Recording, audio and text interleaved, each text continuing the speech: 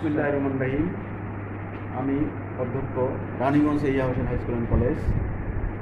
আমি 2024 সালের 1 সেপ্টেম্বর 6 জন শিক্ষকের নিয়োগ দিয়েছিলাম এই MTRC এর মাধ্যমে।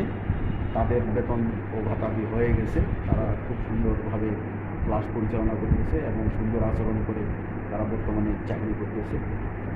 আজকে 8ই সেপ্টেম্বর আমি দুজনকে আবার আমার সঙ্গী পেলাম, সহযোগী পেলাম। একজন প্রভাষক রাষ্ট্র অর্থনীতি আর একজন সহকারী শিক্ষক গ্রন্থকার ও তথ্য বিজ্ঞান। নিয়োগপত্র তাদেরকে দিলাম। এখন পরবর্তীতে তারা যোগদানের প্রস্তুতি নেবে।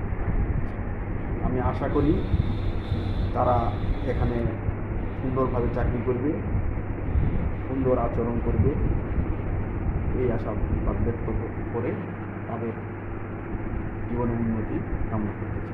আল্লাহ।